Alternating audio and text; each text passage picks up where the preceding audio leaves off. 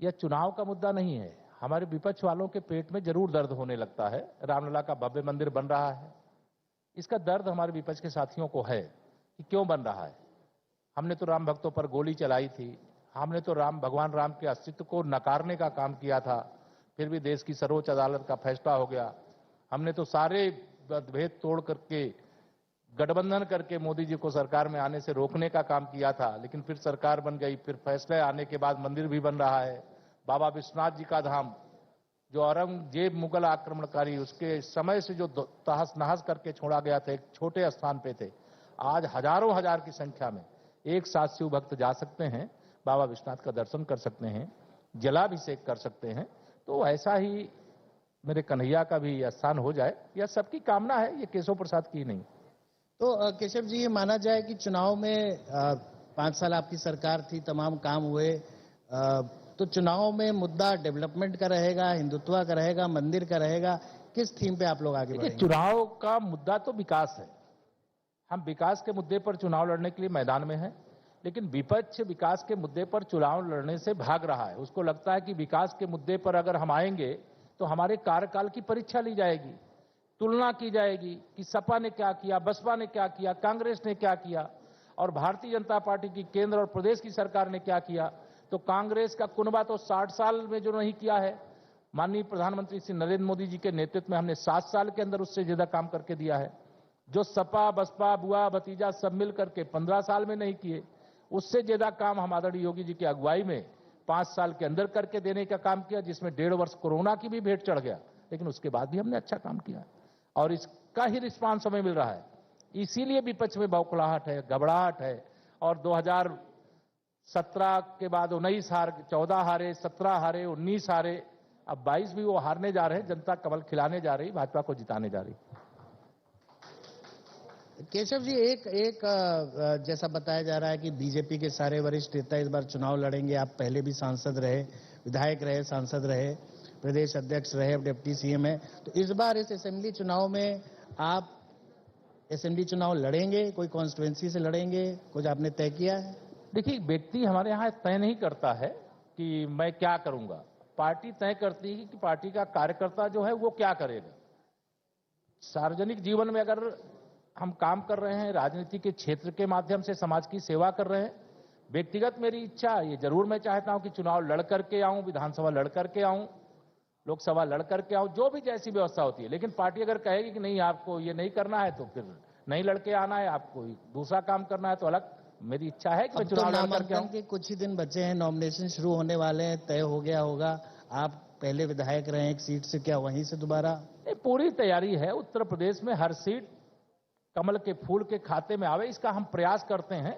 लेकिन 300 से अधिक सीटें हम जीतेंगे और भारतीय जनता पार्टी का बूथ स्तर तक ही नहीं, पन्ने जो बूथ की मतदाता सूची होती है, उस मतदाता सूची के हर पृष्ठ में जो मतदाता होते हैं, उन मतदाताओं के लिए भी हमारे पन्ना प्रमुख बने हुए हैं।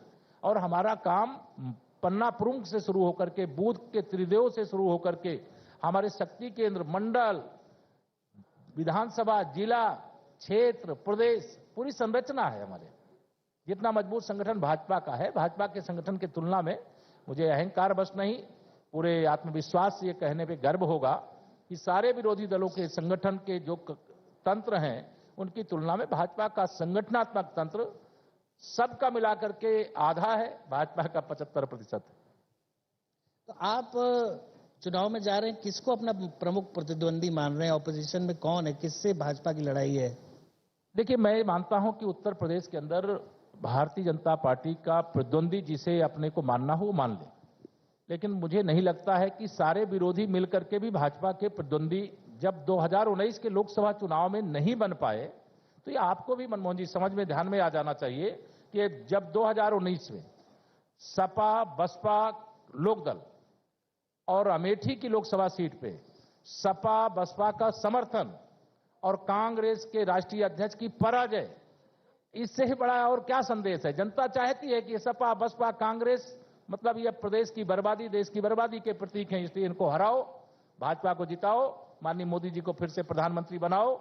कमल खुशहाली, विकास, राष्ट्रीय सुरक्षा, राज्य की सुरक्षा का एक ऐसा केंद्र है, ऐसा प्रतीक है जिस प्रतीक को देख करके विरोधी भी आज इस बात को महसूस करते हैं कि निश्चित तौर से भारतीय जनता पार्टी ने केंद्र और प्रदेश दोनों सरकारों के माध्यम से बहुत शानदार काम किया है और जिससे देश के अंदर प्रदेश की छवि बनी है और दुनिया के अंदर मेरे देश की छवि बनी। लेकिन आपने 2019 के चुनाव का हवाला दिया जब एक महागठबंधन बना था जिसको आप लोगों ने कन्विंसिंगली हराया, बट नेशनल इलेक्शन के डायनेमिक्स अलग है, मुद्दे अलग है। ये एक प्रदेश का चुनाव है, 5 साल आपकी सरकार रही, तो आपका क्या मानना है कि उसी टाइप का मैंडेट आप रिपीट कर पाएंगे? और निश्चित तौर से हम डबल इंजन की सरकार चला रहे हैं। केंद्र में भी हमारी सरकार है, प्रदेश में भी हमारी सरकार है। दोनों सरकारों के माध्यम से हम प्रदेश की 24 करोड़ जनता की जिम्मेदारी पूर्वक, ईमानदारी पूर्वक सेवा कर रहे हैं। उस सेवा का संदेश है, आपके पास भी संदेश होगा, आपका बहुत बड़ा नेटवर्क न्यूज 18 का, और उस नेटवर्क के माध्यम से आपको भी फीडबैक होगा। और वह फीडबैक मैं यह मानता हूं, हमारे पास तो यही फीडबैक है कि हम 2017 से बड़ी विजय 2022 में प्राप्त करने जा रहे हैं। सारे विरोधी मिल जाएंगे तब भी प्राप्त करने जा रहे हैं। लेकिन आपका नेटवर्क, आपका तंत्र भी यह बताने वाला होगा, मेरे विरोधी मित्रों का भी तंत्र बता रहा है कि श्री अखिलेश यादव जी बहुत आगे बढ़ करके चढ़ करके बोलते जरूर है, लेकिन अंदर से उनको पता है कि उनका सुपड़ा साफ हो चुका है। साइकिल पंचर थी, पंचर है, उसके पंचर को ठीक करने के लिए जनता तैयार नहीं है। आपका दावा अपनी जगह, लेकिन अखिलेश यादव जी इसी मंच पे आज आए थे, उन्होंने एक लंबा साक्षात्कार भी दिया, तो उनका एक तो कॉन्फिडेंट नजर आ रहे थे। उनका कहना था कि सारे प्रोजेक्ट्स जो आप लोगों ने इनॉग्रेट किए हैं, जो चालू किए हैं, सब उनकी देन है। तो कहीं ना कहीं उनका दावा यह है कि वो जो मैंडेट आप कह रहे हैं 300 पार, वो खुद कह रहे हैं कि मैं भी 300 पार। देखिए, अगर कोई बात करता है, मैं अगर आपसे कोई बात कर रहा हूं और अगर मैं कोई बात कर रहा हूं उसके अनुकूल अगर परिणाम ना आवे तो आपको अगली बार मुझ पर भरोसा नहीं करना चाहिए। श्री अखिलेश यादव जी जब मुख्यमंत्री थे उत्तर प्रदेश के, 2014 का लोकसभा चुनाव हुआ, उन्होंने कहा हम 60 से अधिक लोकसभा सीटें जीतेंगे और नेताजी यानी अपने पिताजी उनको श्री मुलायम सिंह जी को प्रधानमंत्री बनाएंगे। लेकिन कई सीट पाए, उनका सुपड़ा साफ हो गया 2014 में। अब 2014 के बाद 2017 का चुनाव आया, उस समय क्या दावा था उनका कि हम 300 से अधिक सीटें जीतेंगे और फिर से समाजवादी पार्टी की सरकार बनाएंगे। तो क्या रिजल्ट आया? 47 पे सिमट करके रह गए। सपा, बसपा, लोकदल, कांग्रेस सबने गठबंधन कर लिया और प्रधानमंत्री पद की शपथ लेने के सपने देखने लगे। रिजल्ट क्या आया? वह आपके सामने है।